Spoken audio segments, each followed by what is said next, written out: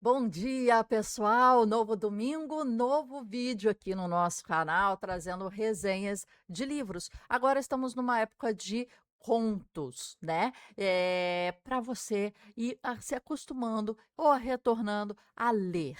Tá? Muita gente tem perguntado aqui como é que eu faço para começar a ler, como é que eu faço para eu ter a disciplina, como é que eu faço para, né, retomar a leitura, o hábito da leitura, que é um ponto que a gente sempre fala aqui na nossa comunidade, e a coisa mais fácil é começar a ler coisas pequenas, curtas, interessantes, né?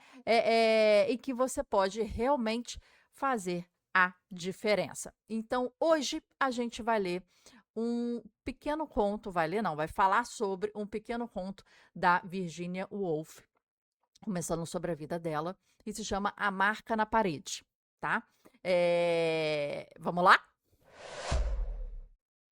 Bem, fizemos aqui uma apresentação para vocês, a gente vai seguir os slides e, enquanto isso, a gente vai falar um pouquinho sobre esse vídeo. Eu vou colocar aqui abaixo uma narração muito interessante que a gente viu no YouTube. Para quem tem dificuldade de achar o livro, achar o conto, ler, eu vou deixar aqui embaixo um audiobook do livro. São mais ou menos, desse conto, são mais ou menos 23 minutos, né, que você pode ouvir, fazendo anotações, prestando atenção, né, ou ouvir enquanto você lê, que é o que a gente indica na comunidade. Quando você ativa, né, vários sensores, né, vamos dizer assim, a escuta, a visão, né, a interpretação, você potencializa, né, o seu aprendizado. E o que que a gente vai ver aqui? Né, é o fluxo de consciência, né? A gente tem que, nesse conto, a gente tem que abandonar essa lógica mais, assim, linear que existe hoje em dia, né? A gente vai, assim, mergulhar no mundo da Virginia Woolf de uma forma mais, assim, filosófica. Esse conto, ele foi publicado em 1917. E A Marca na Parede, ela não é apenas um conto, assim, por ser um conto. Aquele início, meio e fim. Ela é, na verdade, se você consegue ler as camadas, né, de leitura, ela é mais ou menos um manifesto da autora, que decidiu não narrar o mundo que está de fora dela, né? Tipo, a ação que ela tomou, o que aconteceu, o que ela vê. Ela colocou os olhos para dentro e ela começou a narrar os sentimentos, o que ela estava sentindo, né? Que então o tempo todo o tempo se dissolve e a mente assume o controle absoluto dessa narrativa, transformando um detalhe banal que a gente observa, né? E está falando do fora dela. Mas como é que aquilo faz um gatilho para uma jornada existencial mais profunda? Então vamos lá? Vou colocar aqui para vocês e vou deixar aqui que fica maior. Então a gente começa aí com a marca na parede. Inicialmente falando um pouquinho aí sobre a Virginia Woolf. Para quem nunca leu, para quem não conhece, a Virginia Woolf, ela nasceu em 1888, quer dizer, bastante tempo, em Londres, intelectualmente vibrante, ativa, com vários, né, escritores. A gente tem aqui o Clube de Literatura Clássica aqui atrás, em que eu tive fazendo uma análise, né? No site deles, porque eles fazem uns filtros por autores, por países, né? E se você pega, né, a Inglaterra, né, ela tem mais escritores publicados da Inglaterra do que de outros locais, né? Do que da Rússia, do que, né, até do Brasil, é o que mais tem livros publicados, né? Essa foi uma curiosidade que eu vi, porque eu achei que fossem os russos que fossem ganhar, ou o Brasil, né, que fosse estar à frente. Mas voltando aqui, né, embora ela não tenha obtido um diploma formal, né, universitário, né, privilégio só dos homens naquela época, né, ela se formou na biblioteca do pai. E ela veio de uma família muito, assim, leitora, inteligente, e ela costumava a discutir os livros com a família, com o pai principalmente. E a sua genialidade, né, tinha um custo. Ela foi marcada, a sua vida, né, foi marcada por perdas muito precoces do pai, né, e da mãe, e de abusos na adolescência que deixaram assim cicatrizes de saúde mental, né, muito fortes. Então você vê aí como é que os eventos e fatos ocorridos na vida, né, criam fendas, né, e criam rupturas na mentalidade e na personalidade da, da autora. Né? Então aqui tem o nascimento, tem o privilégio de ter uma literatura, uma biblioteca paterna vasta, e aí um corte, né? Da sombra, a perda da mãe aos 13 anos de idade e do pai aos 22 anos de idade, muito jovem ainda, né? Os abusos sofridos por, né, como é que fala? Eh, irmãos, né, que não eram irmãos de sangue dela, mas irmãos, né, e a luta por uma mente mais sã contra esses colapsos mentais que ela teve. Então, a gente vê aqui uma vida muito sofrida, né? É uma vida muito, parece que ela era muito voltada para dentro. E é isso que a gente vai ver nesse conto. Uma curiosidade, né, muito interessante é que ela e o marido Leonard fundaram a editora Hogarth Press, né, que publicou as primeiras obras do Freud na Inglaterra. O próprio Freud, ao conhecê-la, deu-lhe a flor de narciso, embora ironicamente a visse apenas como a esposa do marido, né? A função ali não como uma grande escritora, como uma grande pensadora, mas como, né, tá acompanhando aqui com quem eu venho falar, né? Então vamos falar aqui. Eh, ela escreve, né, continuando a falar da vida dela. Para Woolf, esse fluxo de consciência, né, não era um adereço, um adorno literário, né, um recurso literário, mas era a única forma que ela via de capturar de fato a realidade como é que ela é. Não falando do que a gente vê de fora, o que aconteceu, os fatos, as coisas, o concreto, né, mas feitas de saltos, de associações, de divagações sem fim. Né? Que é o que acontece na nossa mente. A gente está olhando para cá, daqui a pouco a gente está pensando na lista do que fazer, na morte da bezerra, no papagaio, né? No porteiro, no filho, né? Então ela rompe esse enredo tradicional que era conhecido antes, né? E ela, no conto, ela não tem início, não tem meio, não tem fim, não tem aquela estrutura que normalmente costumava se ver, né? Aquela, para quem escreve, né? Existe uma estrutura padrão, né? Em que você vai falando a cena de abertura, onde você vai colocando o cenário, aí você coloca o conflito principal, depois, né? Você começa a trabalhar nas personalidades de cada personagem, como é que é a relação entre eles, depois a resolução do problema, né? Ou do conflito central, né? E uma solução. E ela fala que, segundo ela, não tem que ser assim, essa coordenada, início, meio, fim, né? Nasceu, viveu, teve filho, casou, não sei o quê, cumpriu a sociedade e depois faleceu. A vida dela também não é assim, né? Ela não teve filhos, né? Ela ficou completamente traumatizada, ela tinha questões de saúde mental, né? E ela não possui uma escrita nessa ordem, né? A escrita dela pode ser chamada de percepção pura e o fluxo de pensamento do da mente, né, gente? Da mente. Então, aqui a gente pode falar no esse slide aqui 3, que é uma coisa muito interessante. A presença e a importância do marido, né? E aqui ela deixa uma carta de despedida, deixada para o marido específico, e a gente teve acesso a essa carta, que é uma carta pequena, e esse marido foi o seu refúgio emocional e o maior incentivador durante o tempo todo. Ela se suicida aos 50 e poucos anos de idade, ela coloca pedras em seu vestido, sua vestimenta, e ela vai para o lago e ela se afunda, né? Ela se afoga, né?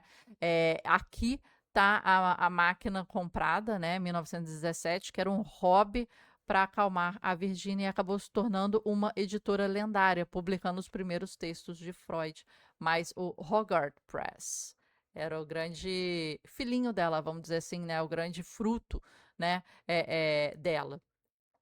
Então, vamos lá.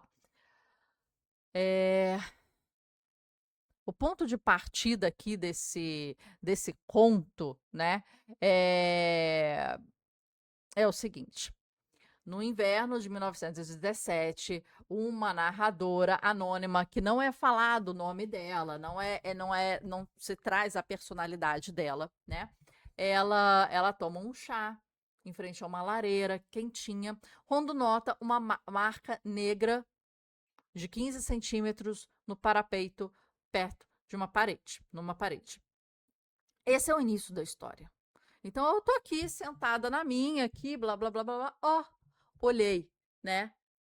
Uma mancha ali. E aí eu começo uma coisa boba, externa, eu começo a entrar no mundo interno. Esse é o ponto crucial, né? Da sua recusa de levantar para ver o que que é. Ela não fala, ó, olha ali o que que é. Deixa eu ver. E acabou com o assunto. Eu vi que era X e acabou com o assunto. Não, poderia ser uma coisa muito banal, né? Mas não é essa a escolha que ela tem, né? É uma escolha. Eu vou ficar aqui e vou ficar encarando essa mancha. Não é por preguiça. É uma escolha filosófica, né? Essa incerteza do que é essa mancha. E se eu for lá, eu consigo descobrir, eu consigo desvendar, eu consigo passar a mão, cheirar, não sei, eu consigo entender o que é essa mancha. Mas é um posicionamento filosófico, ela decide ficar na incerteza. E esse é o motor desse conto, né? E a mente vai devagar. Então, começa aí pelo grande conceito inicial, quer dizer, pensar vale mais que saber.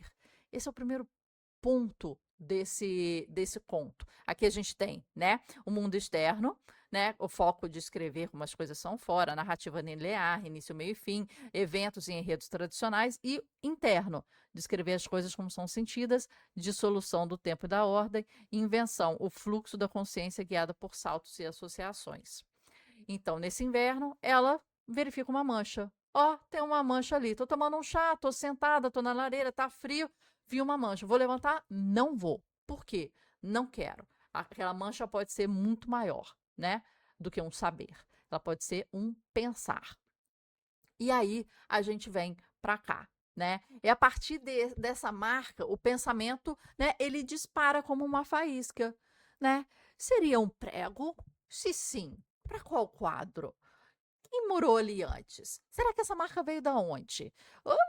Como é que é essa marca? Como é que é a consistência? Como é que é a textura? Então, a autora, ela nos mostra um fluxo de pensamento que segue uma linha. Ele salta de objeto para objeto, de memória para memória, instantaneamente.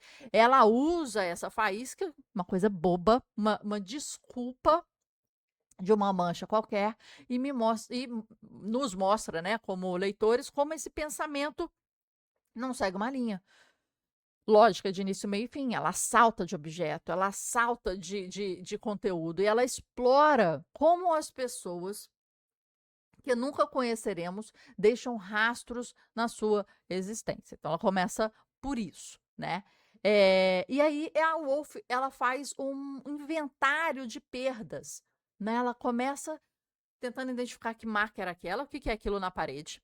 Depois ela fala, é um prego? Seria um prego deixado? Seria para um quadro miniatura? O que que é isso? De onde veio? Depois, quem eram os antigos moradores? Aí o pensamento já, puf, já foi para outro lugar, né? Já tá. Aí, quem eram essas pessoas moradoras de antes que colaram esse prego, né?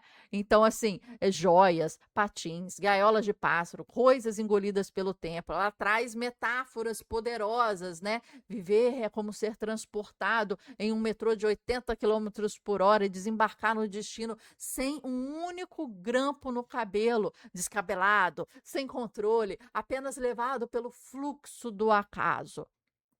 A civilização e os nossos objetos são, no fundo, terrivelmente frágeis, né? Muito frágeis. E aqui ela cai no acaso. Onde estão as coisas que eles perderam? Então, o pensamento não segue a lógica, ela se move com a associação. A faísca é a marca, né? E ela acende as próximas instâncias. O que, que é? Físico material, né? Seria um prego. Da onde vem? Quem são as pessoas que colocaram aquilo ali, modificaram aquele ambiente antes de mim? E depois ela já vai para uma coisa mais abstrata e mais um acaso. Então, o que, que acontece aqui? A obra ela toca num ponto perturbador, né, sobre a identidade. Né? Esse namoro furtivo que a gente tem na nossa própria imagem interna. E ela sugere que a gente use os outros apenas como espelho do que sentimos, né?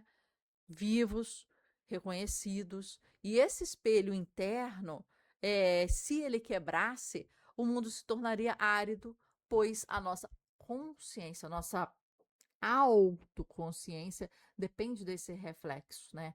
A ideia que conversa com vários outros filósofos. O que que acontece quando a gente leu o conto, né, anterior, né, Entre Quatro Paredes, a gente tem a grande frase, né, o inferno são os outros, porque os outros são os nossos, né, espelhos, né? E aqui a gente tem a vida é como ser transportada pelo metrô de 80 quilômetros e desembarcar em outro extremo sem um único grampo no cabelo. Fragilidade da existência. Então ela fala do inventário de perdas, objetos que somem, a vida nos escapa e nos acontece sem nosso controle. A civilização que nos rodeia é frágil e acidental. Então, você vê que surgiu uma marca e aí surgiu muito mais coisas e divagações, né? Então, aí ela entra num outro ponto. Aqui, ela começa a entrar num ponto mais político, mais crítico, né? Em que a Virginia Woolf ela critica o almanaque britânico, que é um símbolo de ordem que tenta catalogar e hierarquizar tudo naquela época, né, na Inglaterra, e ela aponta aquela tipo de estrutura desse almanaque. Ela começa a falar de vários objetos, de várias coisas. Depois ela pensa num almanaque que é como se fosse um objeto estruturador daquilo. E ela aponta como um ponto de vista masculino nos governa a vida, né?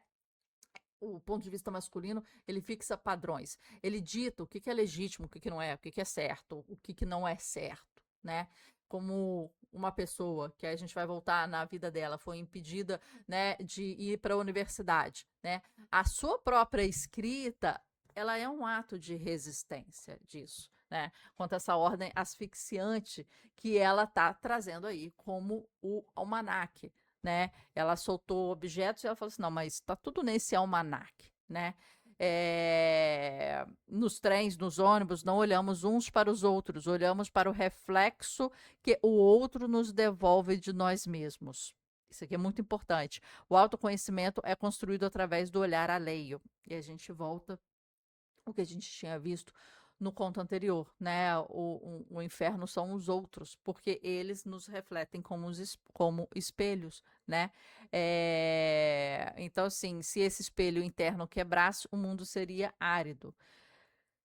É, e vamos outro slide aqui. Vamos aí. Então, ela começa a entrar nessa questão. Primeiro, a mancha como uma desculpa da marca.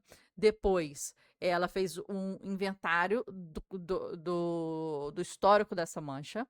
Depois, do histórico das pessoas que causaram essa mancha.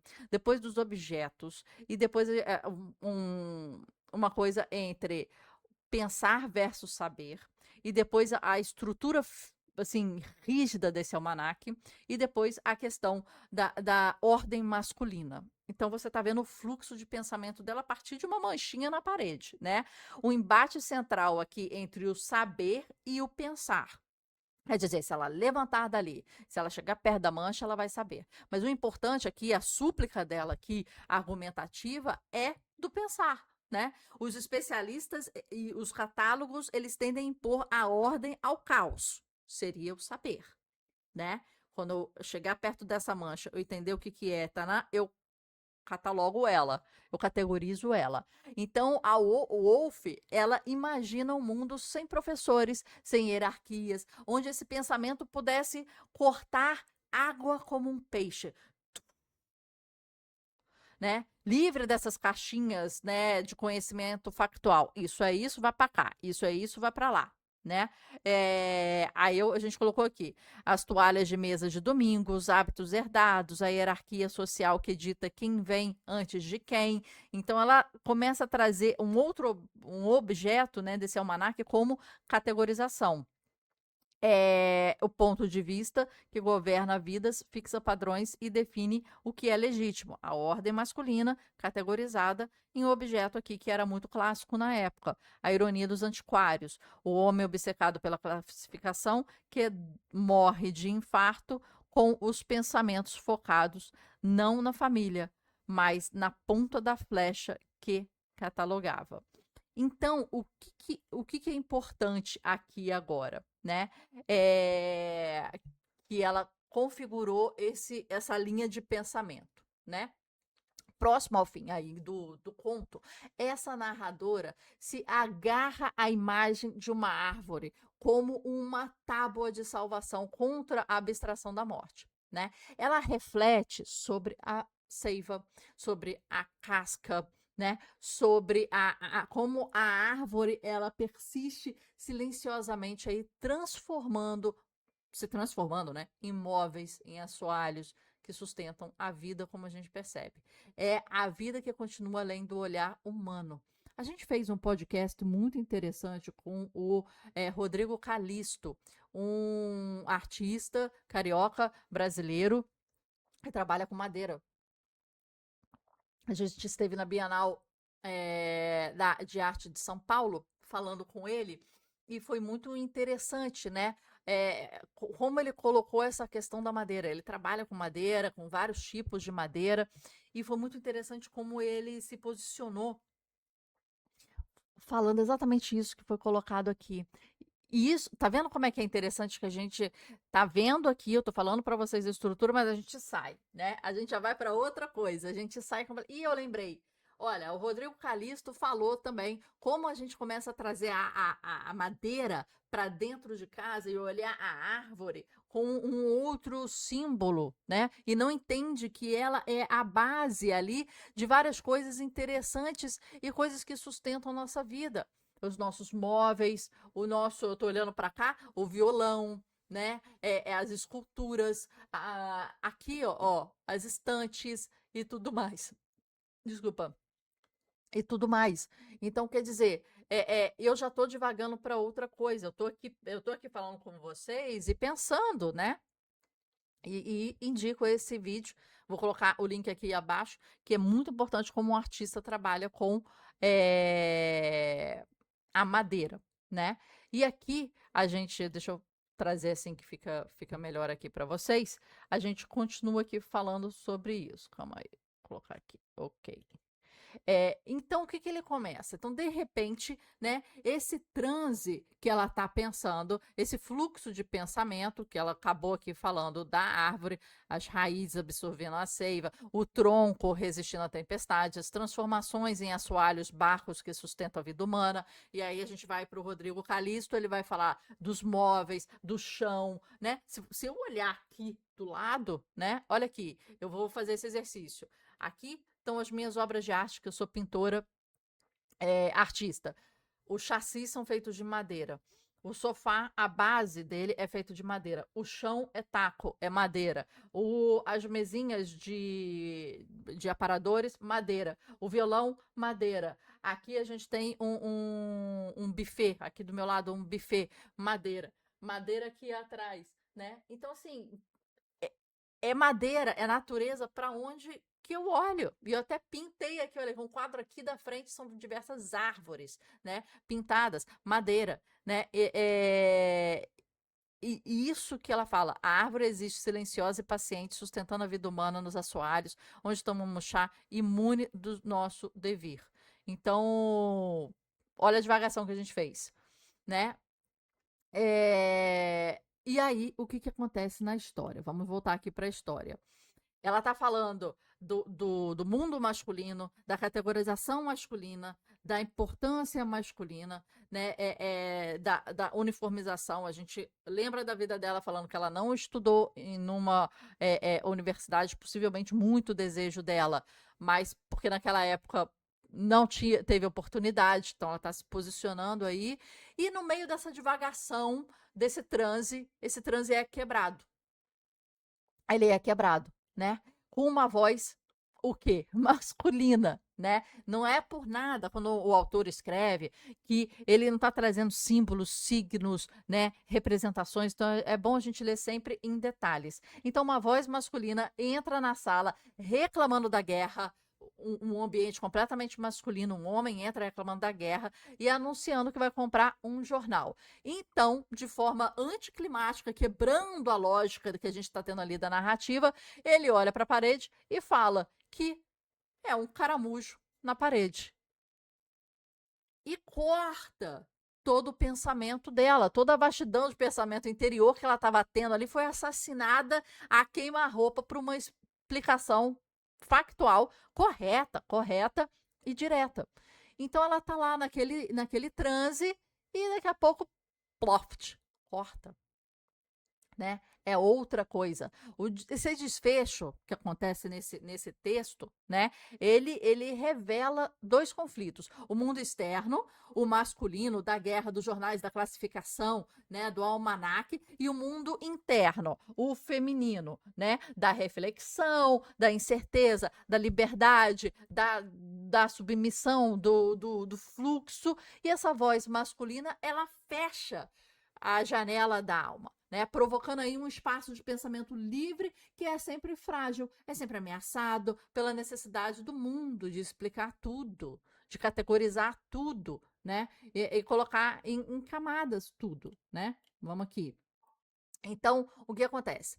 Para encerrar, esse conto ele opera em 4 níveis aqui diferentes, né? O nível estilístico, fluxo de pensamento, né, em forma de verdade. Estou aqui pensando com a base numa mancha, né? O epistemológico, que é o pensar sobre o saber, né?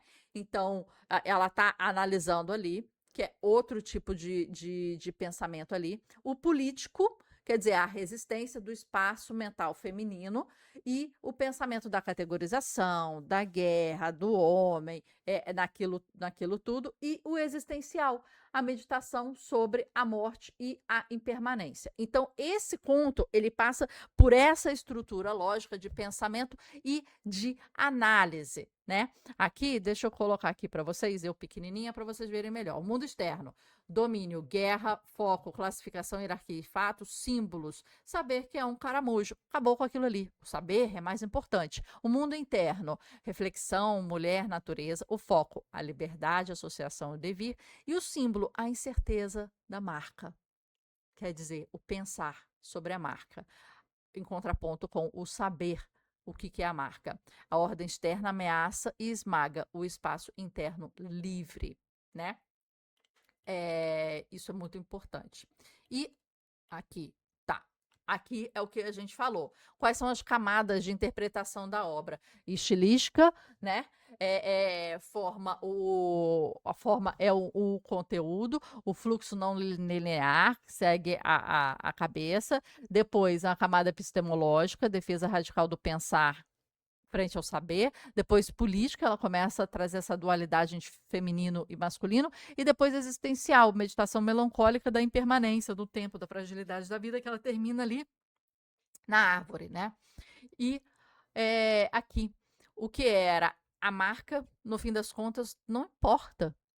O mundo externo não importa. né? O importante foi toda essa reflexão que ela fez ali, sozinha. O que importa é a capacidade infinita da mente humana de construir universos a partir do nada. Exato, a mancha, a boba desculpa da mancha, né? Um mundo obcecado por fatos, pressa, certezas, a maior forma de resistência é permitir-se devagar. Então, é um conto, que a estrutura do conto já critica a argumentação do conto. Entende? A forma como o conto termina abruptamente aí é o argumento que ela está falando. É o feminino versus o masculino, é o saber versus o pensar, é o devagar, é a morte, é a categorização, né? E ele já chega abruptamente, já fala o que tem que fazer, já categoriza tudo, fala de guerra, de jornal, interrompe o fluxo dela, interrompe ela e já descortina aquilo ali. Ah, é um caramujo. Pau! E foi. E ela se encontra ali. Estava fazendo um exercício, estava pensando, estava analisando, estava trazendo insights e, né, se encontra ali quebrada nessa ruptura, né, desse espaço, né? Então, como a própria Virginia Woolf disse, né, a vida termina sem aviso. Essa ruptura, como o próprio conto, né? E deixa-nos apenas com a própria capacidade de pensar a partir de qualquer detalhe. Então, não sei se vocês conseguiram entender essa crítica dual entre a estrutura e o argumento nela, fazendo com que esse conto seja muito filosófico. Agora, é importante a gente ler em camadas para que a gente não ache que aquilo é coisa doida. Né? Senão você fala, caraca, que coisa doida, não teve início, não teve meio e fim, porque às vezes a gente quer se estruturar dessa maneira. Virou uma viagem maluca da cabeça dela, né? Que bobeira é essa? Que loucura é essa? Que falta de estrutura é essa? Né? Não entendi de onde veio, de onde vai, não entendi. É justamente isso. Respira. É justamente isso. A forma falando do conteúdo. O conteúdo sendo cortado pela própria forma que ele está falando a respeito. Sabe? Isso é interessante. Então, espero que vocês tenham gostado desse conto, né? E entrem mais no universo da Virginia Woolf, né? E até o próximo domingo, até o próximo livro, até o próximo conto, tá bom? Espero vocês. Todos os links estão aqui abaixo. E se você quiser ir um ponto a mais, a gente tem uma comunidade aqui, que é o Mabook Club, em que a gente é focado em hábitos e em leituras para sua melhor versão. Então, a gente pensando, analisando, trocando as ideias para sermos melhores a cada vez. Tá joia? Até o próximo domingo, até o próximo vídeo. Estamos sempre aqui.